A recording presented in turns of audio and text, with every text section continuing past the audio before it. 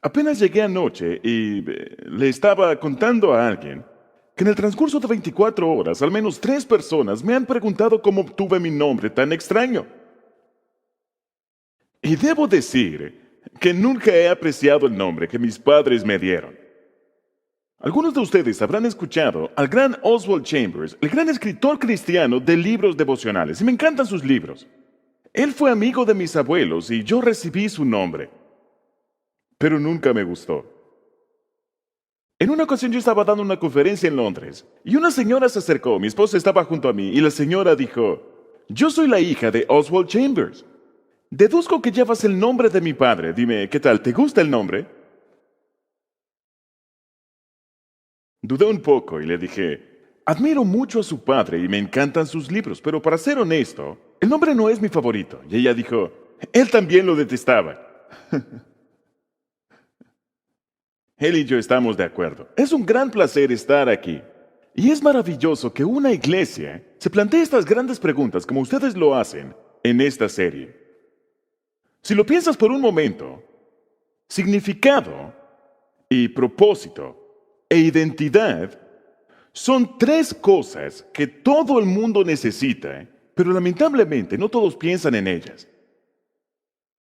No hace mucho tiempo yo regresaba de Bruselas a Londres en el Eurostar, y mientras el tren rápido entra a Londres y atraviesa por una serie de edificios en ruinas, en uno de ellos había este graffiti: "Solo se vive una vez y no dura mucho. Así que vívela al máximo, bebe cuanto puedas, ríe al máximo, no te limites, no puedes llevarla contigo, porque solo se vive una vez." Probablemente ya sabes de qué se trata. Esa filosofía estuvo en los campus americanos durante algún tiempo. Esa es una filosofía que dice: se vive solamente una vez. Es de hecho una versión degradada de Epicuro: comamos y bebamos, que mañana moriremos. Pero lo que la gente olvida al decirlo es que el dicho original era: se vive solo una vez, si entonces. Si entonces.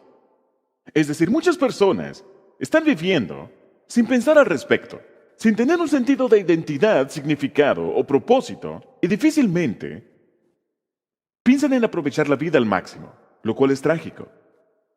Necesitamos pensar en estas cosas, particularmente en la enorme confusión del mundo en la actualidad. Dostoyevsky dice: el secreto de la vida no es solamente vivir, sino vivir por algo definido. Søren Kierkegaard, el gran filósofo danés, cuando tenía 21 años, dijo: quiero descubrir la razón por la cual yo debería vivir y morir. El significado de la vida. Ahora, hay una gran confusión al respecto en la actualidad, porque en muchos aspectos América es como una flor brotando. Somos una parte del mundo cuyas ideas fueron basadas en las Escrituras, ideas judeo-cristianas, pero en la última generación ha sido cortada. Entonces, es una flor que aún luce hermosa, pero está muriendo en muchos lugares. Y la gente no conoce algunas de las mayores respuestas a ¿por qué la santidad de la vida? ¿Por qué la dignidad humana? ¿Por qué la libertad? Y por supuesto, ¿por qué un propósito? Tal vez pienses que es obvio, pero no lo es. Porque si observas todas las fes y todas las filosofías en el mundo, todas te dan respuestas muy diferentes.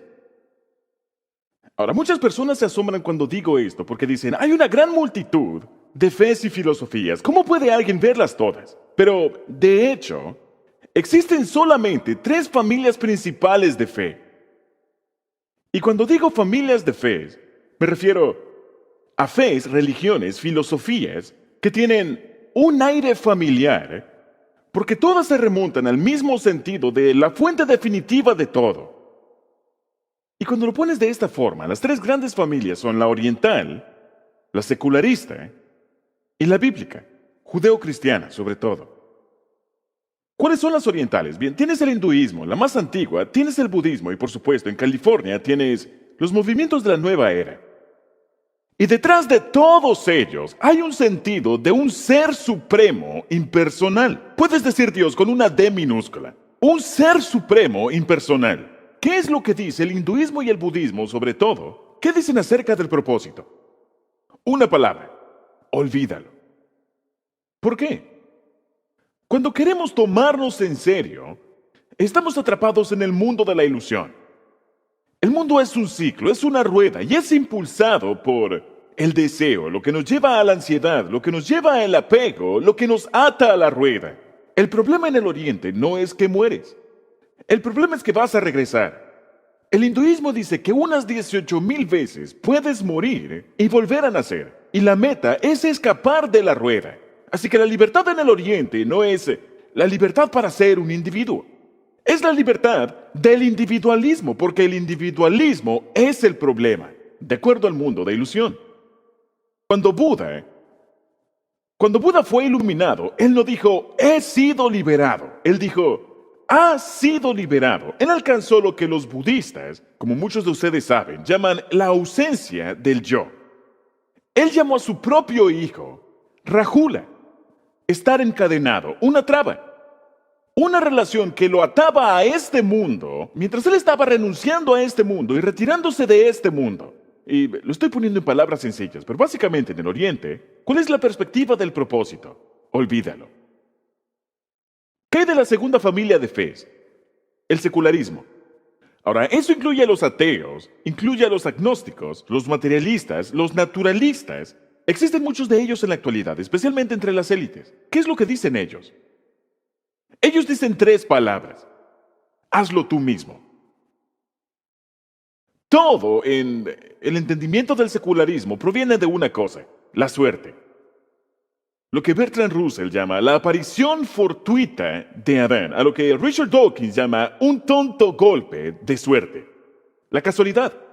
Y somos el producto de la casualidad, más mucho tiempo, más materia. Eso somos. Entonces, ¿cuál es el propósito de la vida? No existe un propósito. El significado no es algo que puedes descubrir. Es algo que haces por ti mismo.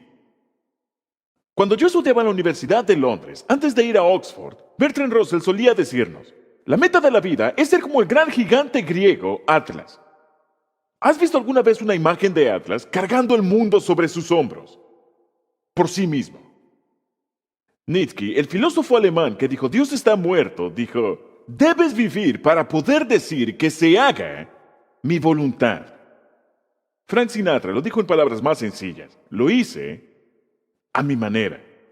Y eso es todo. Y por supuesto, eso te llama la atención si eres suficientemente joven y fuerte como para hacer dinero y eso. ¡Magnífico! El mundo es tu ostra y puedes hacerlo a tu manera. Pero la mayoría saben perfectamente que no pueden hacerlo. Ciertamente no se puede cuando la vida ha avanzado. Existen muchos ateos intrépidos, pero el ateísmo, si lo ves en perspectiva, como dijo Paul Sartre, es un cruel negocio a largo plazo. Intrépido, sí, pero a menudo desolado. ¿Cuál es la tercera familia de fe? La bíblica. El judaísmo y la fe cristiana. El Antiguo y el Nuevo Testamento. Y en este propósito, los judíos y los cristianos son uno. ¿Cómo encontramos el propósito en la vida? A través de la creación y del llamado. La creación significa que cada uno de nosotros, creados a la imagen de Dios, fuimos llamados a ser quienes somos.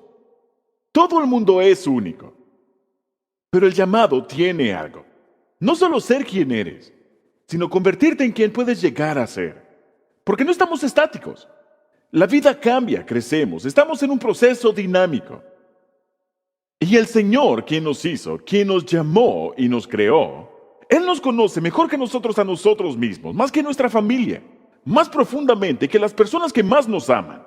Él nos está llamando a ser las personas que Él nos creó para ser. Existen partes de nosotros mismos que no conocemos, pero Él sí las conoce. Así que crecemos para llegar a ser las personas que el Señor quiere que seamos. Eso no es de sorprenderse. Esa noción bíblica, creados de forma única, llamados de una forma única, le ha dado al mundo occidental y a todos los que siguen a Jesús el mayor sentido de propósito que el mundo haya visto. Y puedes verlo comparado con las culturas orientales o lo que sea. El occidente está caracterizado por el dinamismo, no porque sea el occidente, sino porque ha sido formado por las buenas noticias de Jesús. Ahora, obviamente tenemos que regresar a las Escrituras, a las palabras de nuestro Señor, para entender completamente la noción de llamado, la cual nos da propósito. Y está a lo largo de las Escrituras. Dios llamó a un individuo, Abraham, y él decide seguir a Dios. Y a través de él, su hijo y su nieto y sus esposas y sus hijos. Él llamó a una persona y luego llamó a una familia que después de mucho tiempo se convirtió en una nación llamada la nación de Israel. Y puedes ver los grandes llamados en el Antiguo Testamento, el profeta Isaías, el profeta Jeremías, Moisés y muchos más. Pero no hay nada como los evangelios. Y Jesús de Nazaret dice por las calles, sígueme, sígueme, sígueme. Un pescador, un recaudador de impuestos, y ya conoces la historia. Ellos no sabían quién era él. Durante 3 años lo estuvieron siguiendo, antes de que alguien se diera cuenta de que este hombre a quien estaban siguiendo era más que un hombre. Y al final lo llamaban mi Señor y mi Dios. Pero lo siguieron durante 3 años. Tenía que haber algo acerca de la autoridad, de la forma en que Jesús dijo, sígueme, para que ellos lo hayan seguido. Y esta noción se encuentra en el corazón de las buenas nuevas de Jesús. Nosotros que seguimos a Jesús somos cristianos. Los cristianos que vemos en el Nuevo Testamento son llamados cristianos por sus enemigos. ¿Cómo se llamaban a sí mismos? Seguidores de Jesús. Seguidores del camino, porque respondieron al llamado. Él dijo, síganme, y ellos lo siguieron. Y ahora, 2000 años más tarde, Él nos dice a nosotros, síganme. Y nosotros lo seguimos. Pero el Nuevo Testamento nos enseña mucho más. Y quiero llamar su atención el día de hoy a una parábola que hizo una gran diferencia en el tiempo de la Reforma, ya que ellos escudriñaron esto de formas profundas y muy dinámicas. No sé si lo saben, pero los expertos dicen que esta noción de llamado tuvo un increíble impacto cultural en el tiempo de la Reforma, cuando fue redescubierto. Uno de los expertos dice que es lo que está detrás del capitalismo. Otro de ellos dice que es lo que se encuentra detrás de la dignidad del trabajo, el trabajo ordinario. Es lo que está detrás de la democracia y muchas otras cosas. Esta noción del llamado. Pero ¿qué fue eso que ellos redescubrieron, que había estado perdido durante los siglos anteriores? Bien, una de las parábolas que ellos vieron fue la parábola de los talentos, de las monedas. Y ustedes saben que hay 2 versiones. Una en Mateo y una en Lucas. Mateo 24 y Lucas 19. Y son algo diferentes. Aún sí encajan. En Mateo, el Señor es el dueño de un negocio. En Lucas, lo adjudican a cierto reino político. En Mateo, la cantidad que les da 5, 2, un talento, es una enorme cantidad de dinero. El equivalente a 10 años de trabajo. Toma tu salario y multiplícalo por 10, y ese es el valor de un talento. Y uno de ellos recibió 5 talentos, es decir, el equivalente a 50 años, una enorme cantidad de dinero. En Lucas, es una cantidad relativamente pequeña, más o menos 3 meses de trabajo. En Mateo les entregó diferentes cantidades, a cada uno de ellos de acuerdo a su habilidad. 5, 3, 1 y así. En Lucas, todos recibieron la misma cantidad. Pero en cada uno de ellos se les dijo que lo tomaran y le sacaran el mayor provecho. Ahora, en Mateo, el escenario es muy pacífico. En Lucas, hay una gran controversia. Todo el mundo conocía la historia que contó Lucas, que contó Jesús, porque alrededor del año 4 antes de Cristo, uno de los hijos de Herodes, que quería parte de su reino, tuvo que ir a Roma para ser reconocido por los romanos, para recibir su reino. Pero los ciudadanos no lo quisieron. Así que enviaron una delegación a Roma diciendo, por favor, no lo queremos. Y Jesús se atreve a contar esta historia como el trasfondo de su parábola, como si Dios, refiriéndose al maestro, con sus talentos y demás, fuera el rey malo. Pero es lo que hizo nuestro Señor. Y se atreve a utilizar esta historia extraordinaria que todos ellos conocían muy bien. Pero ¿cuál es el meollo de todo? Porque cuando Jesús cuenta la historia, por supuesto, hay un lado negativo, porque un hombre no hace nada. Y es juzgado severamente. Pero dejemos eso a un lado por un momento y veamos lo positivo. La Reforma escudriñó el lado positivo de todo esto, porque puedes ver en esta historia de Jesús 4 características del llamado con las que todo seguidor de Jesús necesita luchar y trabajar en su propia vida. La primera es esta. El llamado significa servicio. El llamado significa servicio. En ambas versiones, el amo y el rey llama a sus esclavos. Y la palabra es esclavos. Ahora, ustedes saben muy bien que en algunas ocasiones en el Antiguo Testamento o en la historia colonial de los Estados Unidos, habían sirvientes contratados. Personas que eran esclavas por un tiempo a fin de ganar su libertad o algo por el estilo. Y habían personas así en el Antiguo Testamento. Habían esclavos en propiedad. Eran esclavos contratados que luego de algún tiempo eran libres, pero eso no es a lo que se refiere aquí. En el Imperio Romano tenían esclavos de propiedad. Y eso es de lo que Jesús estaba hablando aquí. El amo llama a sus esclavos. Es decir, seamos claros, socialmente, lo más bajo de lo bajo. En términos de pertenencia, le pertenecían completamente a su amo. Y eso es a lo que Jesús se refiere. Ahora, ¿recuerdas el libro de Rick? Y cuán a menudo él dice que las primeras palabras, tal vez las palabras más importantes en todo el libro, no se trata de ti. Necesitamos iniciar por el llamado, porque el llamado es tan extraordinario que fácilmente se degenera y se convierte en vanagloria. Y pensamos que somos buenos. Dios tiene un gran plan para tu vida. Él te ha llamado, eres único, no hay nadie como tú. Y de repente escuchas una voz, vaya, eres especial.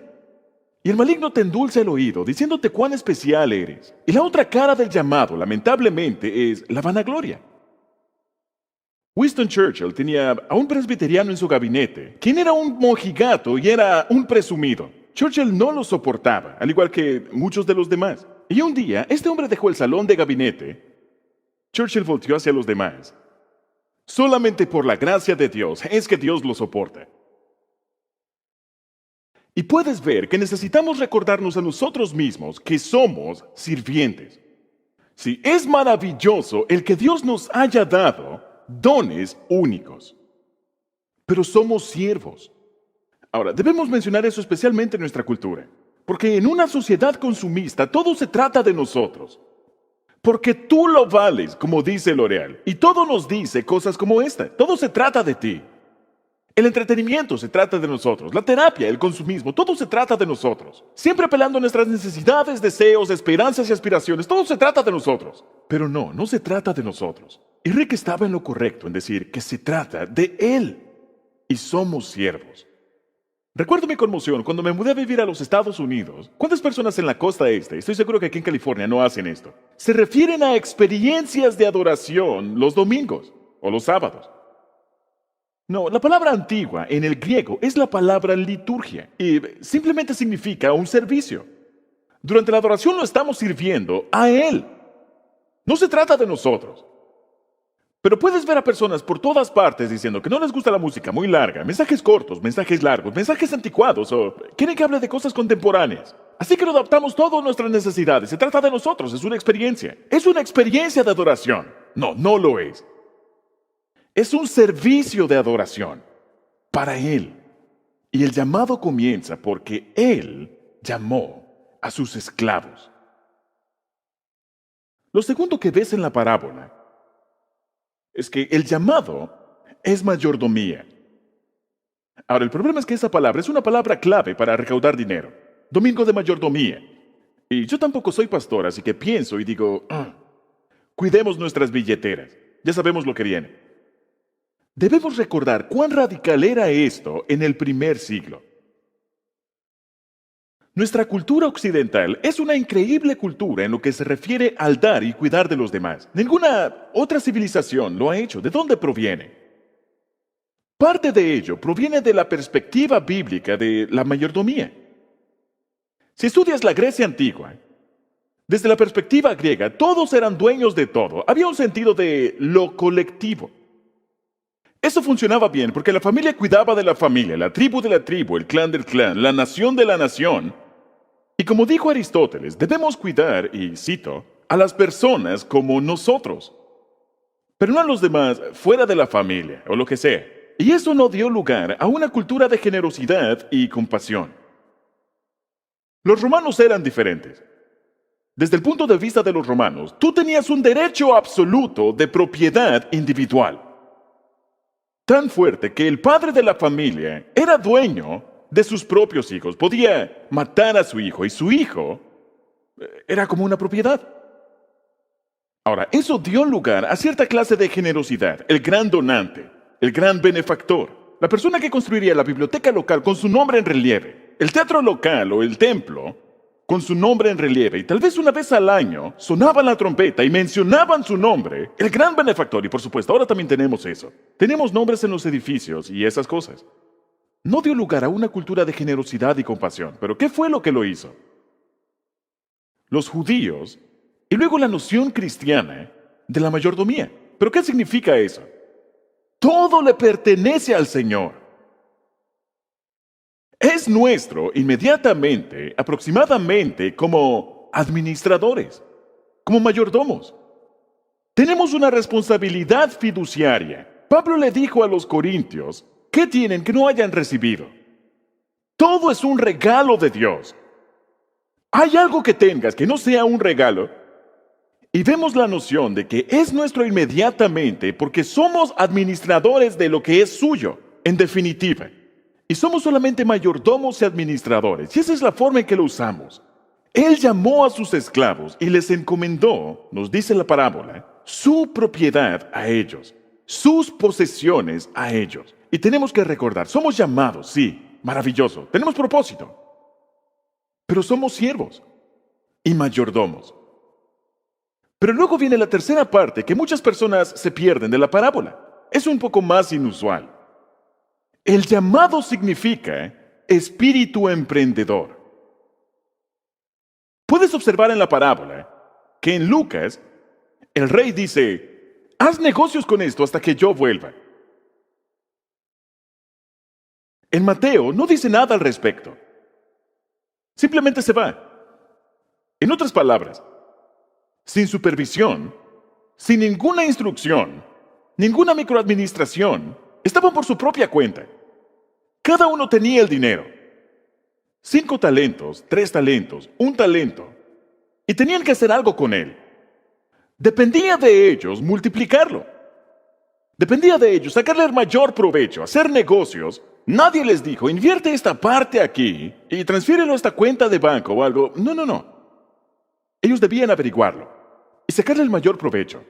Porque un día el amo regresaría y él quería ver lo que habían hecho con ello. Ahora, hemos perdido ese espíritu emprendedor. Lo tenemos en los negocios, por supuesto. Pero de hecho, está en Hebreos 11 y se encuentra en la Escritura muchísimo antes de que los empresarios hablaran así. ¿Qué es el espíritu emprendedor? Las personas con una visión y un proyecto preparados para tomar un riesgo, porque quieren tener un dividendo. Y puedes ver en Hebreos 11, en muchos de los casos, sus visiones quedaron incompletas. No lo terminaron en su tiempo en la tierra. Y su objetivo estaba más allá del horizonte. Pero murieron en fe. Y dice que Dios no se avergüenza de ser llamado su Dios y preparó una ciudad para ellos. Porque vivieron de esa forma. La fe es el espíritu emprendedor definitivo. Y puedes verlo ciertamente en el llamado. Tomaremos los talentos y los bienes y los dones que Dios nos ha dado para multiplicarlos para su gloria en las necesidades de nuestro vecino. Ahora, el problema es la gente que está sentada. Muchos dicen, bien, Dios no me ha llamado a mí. Espera un momento. Él nos ha llamado a todos. Somos cristianos solamente porque Él nos llamó. Muchas veces la gente espera porque no han tenido una visión de un hombre en Macedonia diciendo, ven aquí y ayúdanos. Y no están haciendo nada hasta que tengan esa visión. Pero el Señor no le habla de esa forma a todo el mundo. No todo el mundo escucha una voz, no todo el mundo experimenta una visión, pero todos somos llamados. Y no podemos estar sentados esperando por algo que puede o no ocurrir. Y hay muchas personas que también pueden poner su talento bajo tierra porque no están haciendo nada. Siguen esperando a que Dios les diga qué hacer. Pero Él ya nos ha dicho qué hacer. Y puedes ver ese elemento del espíritu emprendedor en el llamado que muchas personas se pierden. Pero hay una parte más en la historia. Y eso significa que el llamado significa rendición de cuentas. En cierto punto, varios de ellos no estaban listos, al igual que con la parábola de las 10 vírgenes. Un hombre no estaba listo, pero los otros 2 lo estaban. Y el amo vino a ajustar cuentas. Y debemos recordar, pensamos que nosotros dirigimos nuestra vida, pero un día el Señor nos dirá, ¿qué has hecho con lo que te he dado? Ahora, tenemos que hacer esto práctico. Debemos hacerlo práctico. Hay mucha confusión en la actualidad acerca del llamado y el propósito. He escuchado a personas hablar acerca del llamado vocacional. Eso es absurdo. Vocación es la palabra usada en latín para llamado. Así que solo están diciendo llamado, llamado. Ahora, tiene sentido hablar acerca de tu llamado ocupacional, refiriéndose a lo que haces en tu trabajo. Pero llamado vocacional es absurdo. Debemos aclararlo. Muchas personas se sienten cómodas hablando acerca de llamado cuando hablamos de ministros o misioneros. Todo el mundo espera que un ministro sea llamado o que un misionero sea llamado. Pero un empresario o un maestro de secundaria, no, ellos no se sienten cómodos hablando de ello. Pero todos somos llamados a todo lo que hacemos. Debemos mejorar nuestro lenguaje. Pero más importante aún, debemos descubrir por nosotros mismos aquellas partes en nuestras vidas que son los dones y los talentos. La forma en que puedo explicarlo, o en que lo explican los reformadores, es: hay una diferencia entre el llamado primario y el llamado secundario. Cuando captes el concepto, olvida el término. ¿Pero qué es el llamado primario? El llamado primario es el llamado por el Señor, para el Señor y del Señor. Sígueme. Todos nosotros que somos seguidores de Jesús, cada cristiano, comparten este llamado primario. No hay un solo cristiano que no tenga este llamado. ¿Qué significa esto en el Evangelio? Significa que somos llamados a conocer, a confiar y amarlo a Él. La relación es la parte fundamental. Y segundo, somos llamados a vivir en su camino, el camino de Jesús. Somos llamados a dar sin límite, a amar a nuestros enemigos y toda clase de cosas a la que ningún seguidor de otro amo ha sido llamado. Fuimos llamados a seguir el camino de Jesús. Y por supuesto, la tercera parte del llamado primario es que fuimos llamados a ayudar a otros a conocerlo de la forma en que nosotros lo conocemos, la gran comisión. Pero ¿qué es el llamado secundario? ¿Qué es algo que toca cada una de nuestras vidas? ¿Cuáles son los talentos, las monedas? En algún momento en esta semana, toma una hoja de papel en blanco y escribe estas palabras y completa lo siguiente. Y creo que la primera parte de estos son nuestros talentos. ¿Cuáles son los talentos con los que naciste? Y no me refiero a tus habilidades. Estos los adquieres más adelante en la vida a través de la educación y el entrenamiento. Me refiero a las cosas con las que naciste, en que eres bueno. Algunas personas son muy hospitalarias, algunas personas son líderes innatos, algunas personas son grandes administradores, algunos son buenos con la boca y otros con sus manos. Pero todos tenemos talentos diferentes. ¿Qué es lo que hace que estés feliz de ser tú cuando lo estás haciendo? Escribe aquello que crees que son tus talentos. En segundo lugar, escribe tus recursos. Y no me refiero al dinero, o al menos no en primer lugar. Piensa en las fortalezas y en las cualidades que tu familia te dio. Piensa en lo que tu escuela, tus maestros, tu universidad te dio. Piensa en aquello que te dio el país en el que vives. A menudo digo, observen a los estadounidenses, yo soy europeo. Los estadounidenses sugieren, podemos hacer esto, los europeos no, nunca lo hemos hecho de esa forma. Pero ese espíritu de que se puede lograr está en el aire. En Estados Unidos está en la leche de las madres. Los estadounidenses son naturalmente emprendedores, puedes hacerlo. Es un recurso que tienen que, digamos, un hermano o hermana en Europa o en otra parte del mundo ni siquiera sueña con tener. Es parte de sus recursos. Y por supuesto, la tercera parte, los talentos, los recursos y la tercera parte, tus círculos de influencia. Cada uno de nosotros alcanza personas, familia, vecinos, colegas, lo que sea, que nadie más en la iglesia puede alcanzar. Ahora, pon todas esas cosas juntas, tus talentos, tus recursos, y la esfera de las personas que tú alcanzas son tus talentos, tus monedas, son lo que los reformadores llaman tu llamado secundario. Toma esos y por la gracia de Dios, Sácale el mayor provecho para su gloria y la necesidad de tus vecinos. Multiplícalos para que lo que sea que Él te haya dado, cuando veas al Señor cara a cara, lo hayas convertido en un talento más, o 5 más, o 10 más, o cualquier cantidad. Pero multiplícalo 100 veces más. El llamado es muy práctico, pero debes hacerlo práctico y luego asegurarte de obtener un sentido de propósito. Así que si tú me preguntaras, ¿cómo defino el llamado? Esta es la forma en que lo defino. Cuando Dios nos llama en Jesús, sígueme. Todo lo que somos, todo nuestro ser, todo lo que hacemos, todas nuestras acciones y todo lo que tenemos, nuestras posesiones, tienen ahora una dirección y una dinámica porque todo es hecho como si fuera para Él. Es así como debemos pensar de nuestras vidas.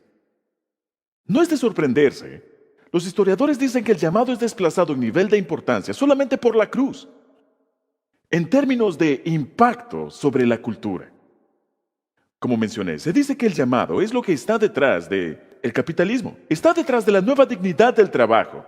Y antes de la reforma, eras privilegiado si podías estar ocioso, y los ricos y los eruditos no tenían que trabajar. El trabajo era una sucia necesidad, y la reforma le dio una dignidad. A los barrenderos y a todo tipo de mano de obra, cosas que eran monótonas, de baja categoría y tal vez aburridas, pero ahora tenían un nuevo valor porque estaba hecho como para el Señor. Como para el Señor. Así que antes de la reforma, la perspectiva bíblica había sido distorsionada y la gente decía que lo espiritual era más importante que lo secular. Así que las monjas y los sacerdotes, o en la actualidad los pastores, eran más importantes que los maestros de secundaria, o los científicos, o los políticos, la gente de negocios, o lo que fuera. Tristemente, en muchas iglesias en los Estados Unidos, las personas más excluidas son los artistas. Nadie les presta atención. Pero tristemente, el segundo grupo de personas excluidas en las iglesias son las personas de negocios. Tal vez se les pide recaudar la ofrenda o hacer algo en la iglesia o lo que sea, pero si hablamos del llamado en sus negocios, muchos pastores ni siquiera entienden el mundo de los negocios, ni hablar de cómo aplicarlo en el mundo en términos de llamado. Entonces piensa en esto. Nuestros amigos siguiendo los credos orientales, olvídalo, qué tristeza. No tienen una perspectiva del propósito individual. Muchos de nuestros amigos, ciertamente en las universidades y en el mundo del periodismo, mucho más secular, un mejor sentido de propósito, pero ciertamente más exigente porque tienen que hacerlo todo por sí mismos. Ahora, compara eso con el privilegio de ser seguidores de Jesús. Y nosotros somos muchas personas, pero Dios nos conoce y nos creó y nos ha llamado y nos levantamos para ser las personas que Él tiene en mente que seamos. Y no es de sorprenderse que podemos llegar más lejos y más alto de lo que se pueda imaginar. Recuerdo la década de los 60, cuando la gente leía libros como el de Nietzsche. Por lo tanto, hablamos de Zaratustra. Una de las cosas que pensaban muchas personas en los 60 es que la idea de Nietzsche es que todos tienen su propio camino. Y en uno de sus escritos dice, el mayor sendero es el de ir. Y dice, como alguien dijo, sin saber hacia dónde te diriges. Pero Nietzsche no sabía que él en realidad estaba citando a un puritano. Y fue Oliver Cromwell quien dijo, no hay un mayor propósito para una persona que el de ir sin saber hacia dónde lo llevará su camino, siempre y cuando, y estas son las palabras de Cromwell, siempre y cuando la persona que lo llamó es el Señor. No todo depende de nosotros. No se trata todo de nosotros. Se trata de Él. Pero qué maravilloso es Él. Y qué maravillosa vida la que nos da. Si descubrimos el propósito que Él quiere que tengamos como sus seguidores. Seguidores de Jesús. Vamos a orar.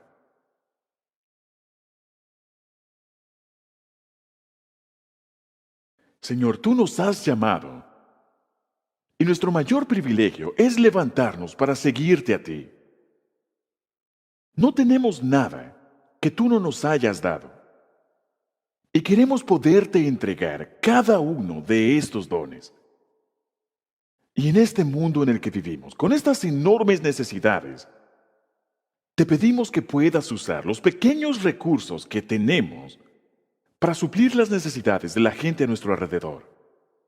Así que oramos, que nos des a cada uno de nosotros un profundo sentido de llamado, de servicio y de mayordomía, y de ser emprendedores, y que cada uno de nosotros tenga el privilegio, cuando regreses, de escuchar tus hermosas palabras.